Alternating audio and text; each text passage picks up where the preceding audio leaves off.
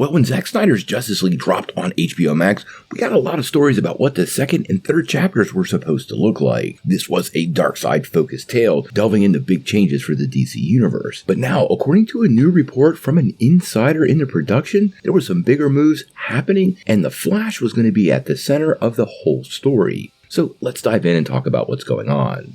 Well, back when Zack Snyder's Justice League came out on HBO Max, we had all kinds of really great stories diving into what parts 2 and 3 were going to look like. Eventually, Superman was going to be victimized by the anti-life equation. There was going to be a complete apocalypse on Earth, eventually leading to a showdown between the Justice League and the forces of Darkseid, with some Flash-oriented time travel sprinkled in. Now, we thought we knew the complete tale, but recently DC storyboard artist and animated film director Jay Oliva spoke out a little bit about what was planned when talking about that now cancelled Ben Affleck Batman solo film. And it turns out the Flashpoint storyline was queued up to be a secondary Justice League sequel, which would have ultimately changed their universe. In an interview with Inverse Magazine, he said, "Rick's movie was laying the groundwork for Zoom as the big baddie of the DC Universe. It was Professor Zoom pulling the strings because he had come from the future to basically F with Barry. In the Flash movies, Zoom would have been the villain in the background. But also, in the ancillary other films, you would see some of the influences of Zoom on the rest of the Justice League."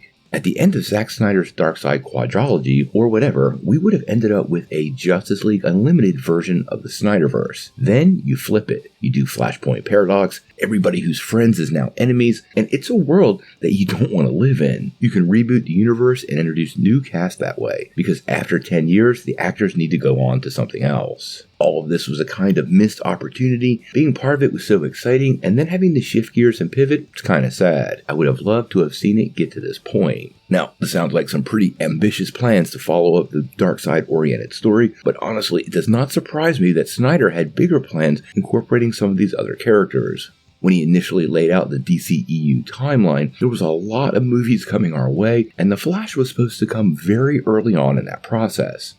Now, based on some of the story details we know about Zack Snyder's full Darkseid story, I'm not sure how it all fits together. There seems to be a little contradiction here. The whole trilogy concluded with Bruce and Lois' son becoming the new Batman, and the DC universe already looked quite different. So I'm not too sure what Snyder had planned for Flashpoint, but it does appear there was some pretty deep planning into this whole process, so we'll have to give him the benefit of the doubt. I love the idea of having a set endpoint and a reboot point already established when you start the story. This is pretty helpful for storytelling and allows you to put in there what you need to and not stretch it out too far or pull it down too thin, something Marvel has fallen victim to in recent years. And having Professor Zoom as that primary villain, well, honestly, it is super DC Comics, and the Flashpoint story done right on the big screen, well, that would be perfect. When you look at some of the stuff Zack Snyder did over the course of the castings of his original movies, specifically casting Jeffrey Dean Morgan as Thomas Wayne, well, you can see how the Flashpoint story was already starting to take form very early on, and quite honestly, even to this day, it is a bit of a disappointment that we never got to see it.